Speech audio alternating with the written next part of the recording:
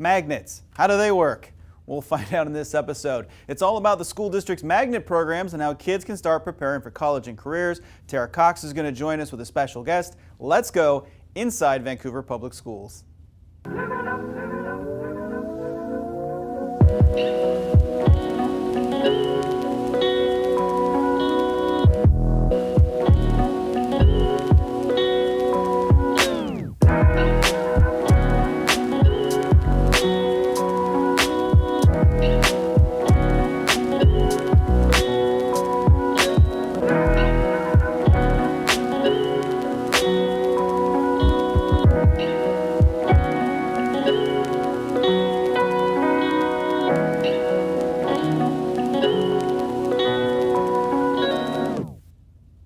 Hey there everybody, I'm Nick Vole. Welcome to the show.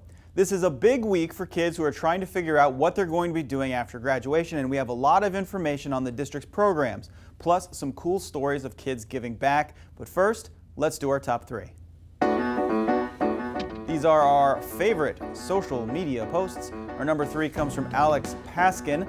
Marina Pasquin is an exchange student from Spain who goes to Evergreen High School. On Friday, her basketball game versus Fort Vancouver was broadcast by the district's sports broadcasting program, VPS Game Time. Marina's family all the way over in Spain was able to watch her play basketball thanks to the YouTube stream and all the kids working on the broadcasts. See, these broadcasts are crewed by video production students. They can be seen on YouTube, Facebook, Comcast Channel 328. We even have a game this Thursday. Our number 2 comes from the Trappers cheerleading squad. As you can see, they had an injury to one of their flyers right before a competition, but they are still competing and having a good season. That broken leg there does not look very pleasant. Let's hope this young lady in that picture there heals quickly. And our number 1 comes from the Foundation for Vancouver Public Schools. We showed you last episode that Fruit Valley Elementary was the #1 fundraising school in the district, and now we have the total donated by students and VPS staff, over $263,000, all of which will go right back into our community to help kids succeed in school. Great job by students, families, and staff members for raising all of that money. As I mentioned, it is a big week for the school's magnet programs. The application and open house period has begun, and there's a special event tomorrow that parents and students will want to check out. Joining us now from Roosevelt Elementary School with more on this event is Tara Cox. Tara? Thanks, Nick. I'm here today with Dana, and we are in front of Roosevelt Elementary, and she's going to tell me about a great event that's coming up. All right, tomorrow night we're going to be hosting the first ever district-wide magnet fair.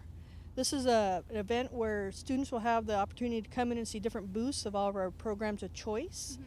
We're going to have teachers setting up an area where they can see the specific magnets that we have. So for example, they'll be able to see not only the construction, they'll see horticulture, they'll see engineering, and they'll have a chance to participate in some of the events they're doing. So they're going to bring in some hands-on activities for parents and students to participate in. That sounds great. So you said it's new this year? It is new this year. We want to provide an opportunity for parents to be able to go and see multiple programs at once. And so as the magnet dates come up, if they want to go get more details, they can. Okay. And then who should come to this fair? This fair is open to any student that's going into middle school or high school to see all of our different programs. We have a couple middle school programs at VSAA and ITech. And then at the high school, we have at every school there's some type of magnet. Okay. And then what are some tips for students and families that are applying that might help them get through that process? We want to make sure they have the opportunity to apply by the deadline. I believe the deadline this year is March 3rd. We also want to provide them the opportunity to apply in both English or Spanish, so both applications are available. We're going to be providing assistance if they want to apply tomorrow night. They'll have that option as well. And what about parents that need additional assistance, like with languages? We are going to have interpreters available tomorrow night to go around with parents and students to get specific questions answered. Perfect. Well, it sounds like a great event and a needed event for students that are interested in those programs of choices. I think we're going to have a great time. Great. Well, thank you very much, Dana. Thank you. Nick, back to you. Hey, thanks, Tara. Again, that event is tomorrow, January 10th, starting at 6:30 at Roosevelt Elementary. If you miss it, or you want more detailed information on an individual program, each individual magnet is holding its own informational fair throughout January and February, and you can find out the schedule on the calendar on the district's website, vansd.org. A new magnet program is preparing kids to be the next generation of teachers. It gives them a chance to not only learn about what it's like to teach class, but also to try it themselves with younger students. When I was in high school, I did not think I wanted to be a teacher. But now, Megan St. Clair is helping high schoolers at Fort Vancouver discover the passion for teaching that she developed later on. She's part of the Careers in Education pilot program. Some of the time, students are in class learning about the history and techniques of good teaching, and some of the time they're at Ogden Elementary, putting those techniques into action. You have to plan something that they're gonna have fun with, but still learn about. She interacts with us, asks us more questions instead of just reading. The aspiring teachers get mentorship from experienced educators and a new perspective. I think sometimes this class gets them to open their eyes as to why we make the decisions that we do. So maybe say attendance is down. So what would we do to make changes in attendance? So they actually come up with ideas and then they see, okay, well maybe that's why we have this rule or that rule. You know, being a student, you don't think about the teacher's side of everything, what they have to do to prepare for the day or actually do.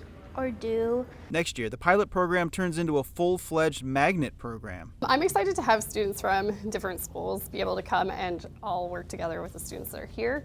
And I'm also excited to kind of just see different perspectives coming into the classroom and them being able to do that hands-on experience every day. While the high schoolers get real experience, elementary students appreciate the chance to learn from older kids. I love it. I love that kids are interested in teaching. It's really fun. Programs of choice like the one you just saw are a point of emphasis for the school district, and here to explain why is Chief Academic Officer for the district, Travis Campbell. Travis, thank you for being here. Hi, Nick. Thanks for having me. Yeah. So why are programs like this a priority for Vancouver Public Schools? Well, this is really about student choice, voice, and personalization. So it's about creating opportunities for students to really find their way within their career interests and their curiosities, to explore and set up a plan for post-high school experiences. So that's what we're trying to accomplish with programs of choice early on in students' careers. Well, speaking of those post-high school experiences, what kind of outcomes are you seeing? Kids take these classes, they move on to their college and careers. What kind of outcomes do we see for kids who take these classes? Well, how we monitor program success is we look specifically at, first of all, is our program aligned with post-secondary options and choices. So many of our programs of choice are aligned directly with post-secondary college and community college programs that they can seamlessly transition right into. We also look specifically at the dual credit accrual of students getting high school and college credit while in programs of choice. Mm-hmm. Those are very specific markers that we look for success. And then, of course, the next step beyond college is careers. So what do we hear from industry professionals about the kids who go through these programs? We have industry professionals that are part of our advisory committee that help inform our program of choice program development on an ongoing basis. Mm-hmm. So the way our programs are developed and how they end up working specifically to serve the needs of students in their career interests is informed by these career professionals that provide us insights around high demand jobs, both not only within Clark County but also throughout the country. Sure. So I'm a high school student. I'm taking, say, welding. I like it, but I decide it's not my career. What else are kids learning in these kinds of programs? So if they're not doing this for a job, they're getting other skills. Absolutely. Well, many of the programs of choice courses are project-based, mm-hmm. which means they're working together in teams, and they're learning leadership skills, they're learning communication skills, and they're learning how to backward map to create something and to achieve particular outcomes. Mm-hmm. Really important soft skills mm-hmm. out in careers, regardless of what they choose. We're also looking specifically for students to be able to have opportunities out in industry to do site tours of businesses, to do job shadows and internships, So there's a lot of robust activities that students are involved with outside of the classes and courses that give them those experiences that they might not have otherwise had. Just to make them well-rounded people when they come out of our system. Absolutely.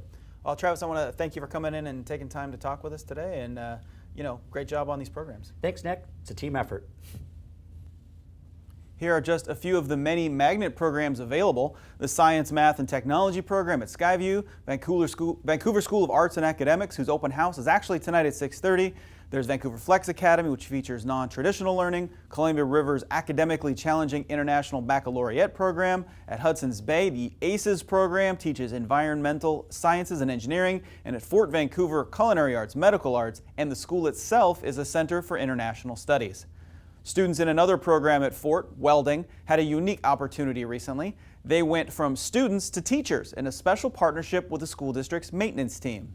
CJ McCombs loves to weld, and he's developing some serious job skills in the program at Fort Vancouver High School. It may end up being his career someday. It really pays well to learn a technical skill. It doesn't even have to be welding. It can be electrician, it can be plumbing. Today, however, CJ and his classmates aren't the students, they're the teachers. I'm just excited to be able to help. Their students? District maintenance employees. Some of them are newbies, and some already have welding skills, like boiler technician Sam Bowder. A lot of the stuff I learn here will be helpful. I'll learn better skills to better serve the district, to help do some of the repairs we do. I'll be able to do it to a higher quality. Today's curriculum is a common welding technique. 035 flux core. It is a wire that is fed through a hose with an inert gas to make sure the metal can't brittle when exposed to air. Professional development like this saves the district money as employees expand their skill sets to do projects that would otherwise require outside contractors. It also helps students who gain a better understanding of welding by teaching techniques. They seem to do a good job of trying to show you what they've learned, and they really seem proud of the skills that they've learned in the class. Skills that can land students high-paying jobs once they graduate. There aren't enough positions. I mean, all the older guys that have been doing this their whole life are, retiring now, and there's empty positions. For guys like Sam, already in the workforce, today's lesson is an example of the lifelong learning the district promotes in its students and employees. It's really informative. It's really a good experience. Welding teacher Dave Richards has his students do all kinds of real-world projects throughout the year. In the past, they've made bikes, tables, and even this hovercraft, believe it or not. This guy was one of the more impressive projects we've seen from Mr. Richards and his crew, who left Fort having had a lot of fun, but also with a lot of serious job skills.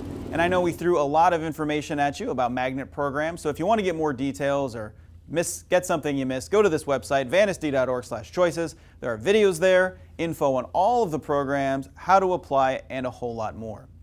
Another magnet program, Vancouver iTech Preparatory, focuses on project-based learning. Before Christmas, students took part in a very special project to help those in need. Amanda Richter has the story. Welcome and thanks for being here. The Clark County Food Bank is filled to the brim with students from Vancouver iTech Preparatory who are here on a day of service. They're here to pack food, clean storage spaces, and drop off their own food donations, which were sizable. It's part of a school-wide project organized in part by teacher David Midkiff. Our learning in the classroom happens together, and if we're going to serve the community, we should serve the community together. iTech started with a food drive in which students competed to bring in the most donations. Well, the competition really drives students to be motivated to bring in food, but I don't think that they realize how much they're actually helping out people within their community. Actually spending time at the food bank drives home to students the need in Clark County. We don't realize how many people are either low on food or they can't afford it, so it's really hard for them. And so I know that any way that we can bring back to them or give to them is always important.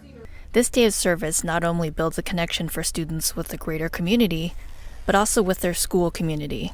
Students have been great. It's really been neat to, get to engage with them in a way that sees them as a whole person, someone who cares about things, not just someone who's a learner.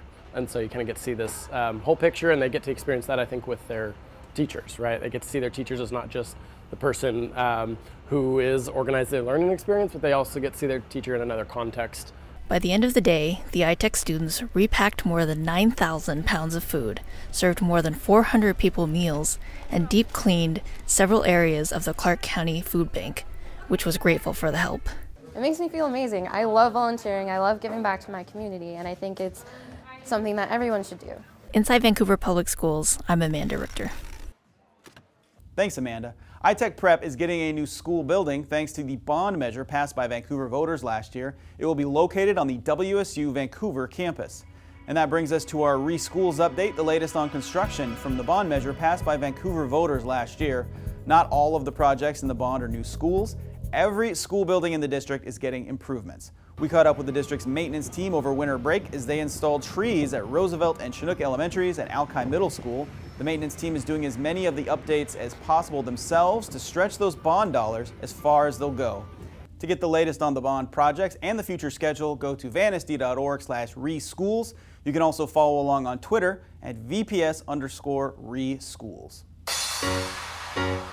Time now for the big picture, our favorite image from social media. This time it's the rowdy student section at Skyview High School. This photo was posted by Athletic Director Luke LeCount. The Skyview boys team is undefeated so far this year and is ranked anywhere from 2nd to 7th in various state polls. The Storm Cellar is a fun and raucous place to see a basketball game, so make sure you get down there before it's too late.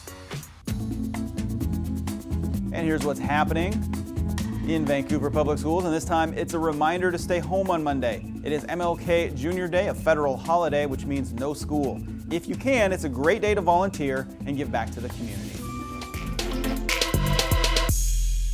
And that is it for us. We want to thank you for watching. For Tara Cox and Amanda Richter, I'm Nick Vole. We'll see you next time.